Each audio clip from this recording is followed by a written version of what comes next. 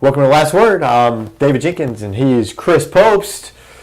Football season. We're in the middle of it now. It's week 4 already. Week 4. It's flying by. Flying.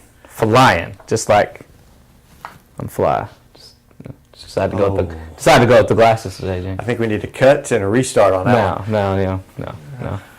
I like the glasses though. I like the specs. If there's one thing I know about glasses wearers is that they've at least visited the doctor one time in their life. Yep. At least once. Let's talk some football.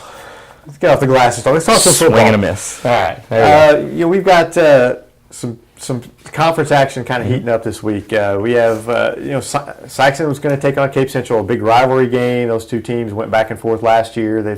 It's really turned into a really nice rivalry the last 4 or 5 years. Cape Central's kind of dominated it, but Sikeston upset Cape Central at home last year, and it looks like they're kind of pretty much on par with each other this year. I would give the edge a little bit to Cape Central just because of who they have at the skill positions, but I still haven't figured out how Sikeston won that game last year. I still, the whole double tight, double wing thing, I'm sure kind of played into it, but I still can't understand how Cape Central didn't score as many points. Only scored, I think it was 23-19. I think it was the final score, but I still can't understand how they won that game. But still, and that's the thing about this rivalry is it doesn't matter. A lot of times you do have a more dominant team. Like Sikeston had the dominant teams, and when this rivalry first kind of got heated, and then Cape kind of took over. But now like they're a little bit more like this. They're close. They're a little closer together. Like I said, I still kind of give the advantage to Cape. Just because I think, like I said, just who they have at the skill positions. And when they look at the quarterback, I think they have an advantage there because Sikeston, they're still kind of figuring out a little bit about their quarterback situation. And they're coming off of a pretty bad loss to Jackson. And I know they're not scared of Cape. Right. They're not intimidated by Cape and what they've brought to the table the last few years. So I think it's going to be a good game. I don't see a blowout either way.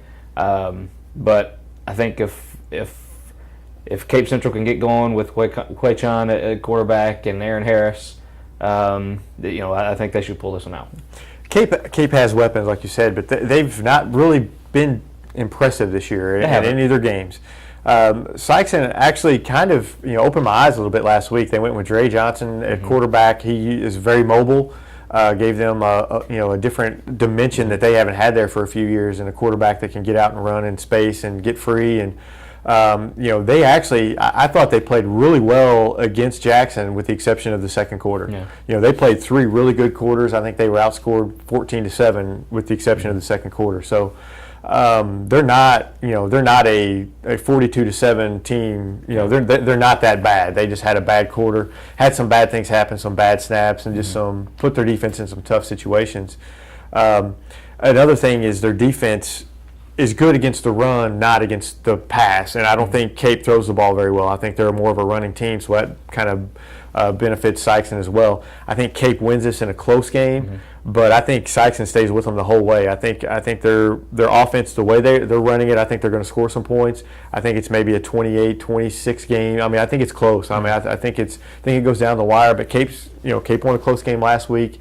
They've kind of shown the ability that they can win those close games. So that's what I was going to say. That winning an overtime game against Farmington, and a team like Cape that's been searching for a leader after Al Young kind of left, searching for a guy that they can lean on.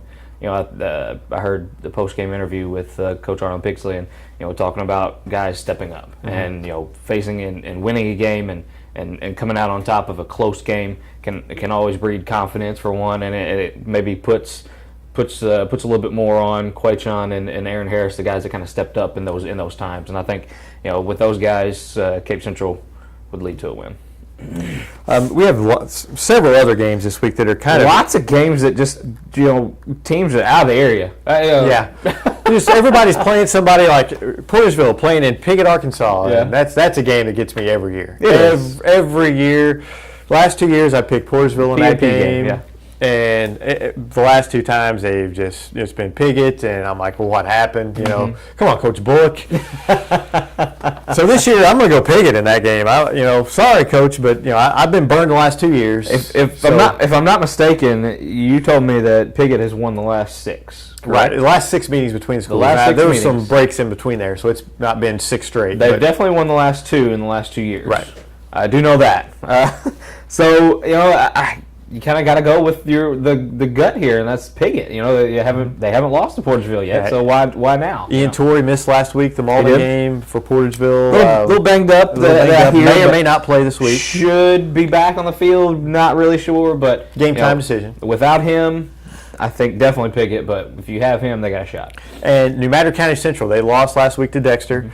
And now this week they're playing Rector, Arkansas, and I don't think Rector has won in the Obama administration. I think they didn't have football for about 5 years, and I think their last win was 2009. I guess Obama was started his presidency at that point, but it's been a while, and so they've lost 20 straight. And New Madrid's going to venture down there to take on Rector, and we'll see if they can get a win there. They Tough defeat last week against Dexter. Dexter just kind of ran through them, and they're still offensive line, the blocking. You mentioned it last week. It has been a problem, but I think they get off the schneid. They've got an 8-game losing streak. I think they break it this week and finally get a win. I thought they were getting off the schneid last week. I did too against Dexter, but Rector. What was Obama's his little thing about hope? What was that? Yeah, hope. Back in the day, New Madrid's got some hope. They're facing a team that hasn't won, and New Madrid, they're not, despite what they've had in the past, they haven't won too many games, but they've at least won some games like in years past, and with some of these kind of not as good teams that they've had in the New Madrid throwing the ball. Brock Blakey's.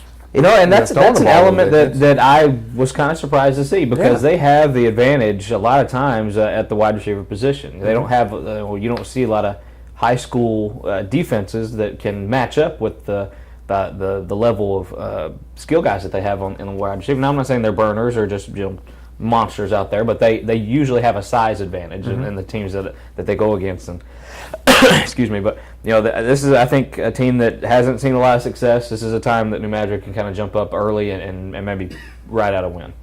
Right, we have some another game that intrigues me this week is Farmington at Poplar Bluff. We had Farmington come in last week against Cape Central, gave Cape Central a scare. Probably should have beaten Cape Central. Cape Central goes for 2 there and wins it in overtime. But Farmington obviously has improved. Poplar Bluff, we really don't know. They haven't played anybody really. I mean, you harped on their schedule.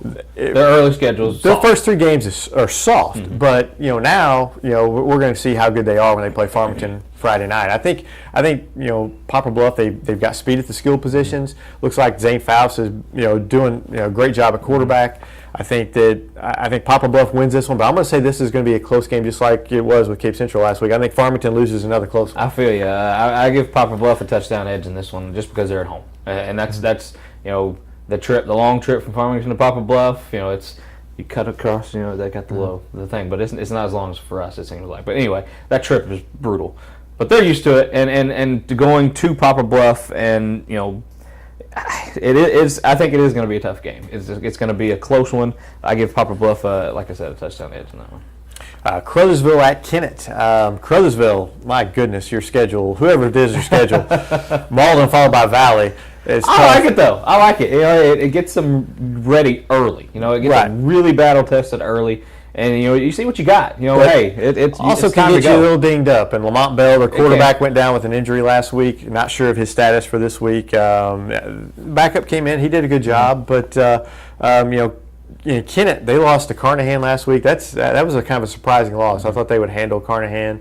Kennett just struggles to run the football, and that makes it a lot tougher to throw it. And so I'm going to give the edge to Crothersville, even if they do have a backup quarterback. Seemed like the same thing happened to Kennett that they did with Sikeston. They just kind of ran out of gas, and that's a thing that's kind of overlooked, I think, with football around here. Is just we don't have a lot of numbers, and teams just run out of gas at the end, and especially with the conditions it's been hot and stuff like that. Kennett having to play back-to-back Saturday afternoon games too. I'm sure that didn't help things. I'm sure it didn't, but it's one of those things where it's just they gotta, Kennett, they have the ability. They get up early and they just kind of trail off at the end, just don't have enough in the tank to finish it off. But, Crothersville, with or without Lamont Bell, I think they can pull this one out.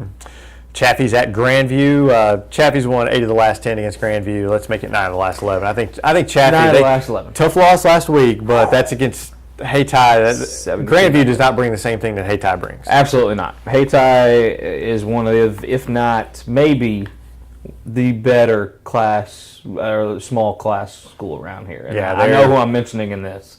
Don't get me wrong. I know Mullen's a good team, but Hayti is very strong this year. That Hayti Mullen game is going to be something else. Yes. Charleston broke their losing skid. It's done. You got to win. Now you get to face Scott City. Scott City actually knocked them off to start the losing skid. That was an upset in districts a few years ago. I think Scott City beat East Prairie in a good game that you were at the other night. Scott City thrilling game. Showed some resiliency at the end. I mean, they were reeling, and they just came back with a final drive to put it away. I think Scott City rolls in this one. I give Scott City the edge as well too. Congrats to Charleston. I mean, it's great to get for them to get a win, and hopefully they get another one here. Yeah, as the season goes. East Prairie at Hayti. Hayti is just rolling right now. And Allen Mills, 6 touchdown passes last week. I think he has 11 in his last 2 games. He's really opening some eyes. Yeah, and East Prairie coming off that really tough loss to Scott City, they go right into this Hayti game on the road. Yeah, it's tough. This is Hayti knocked their undefeated streak off last year, so. Yeah. I think Hayti's got the advantage in this one.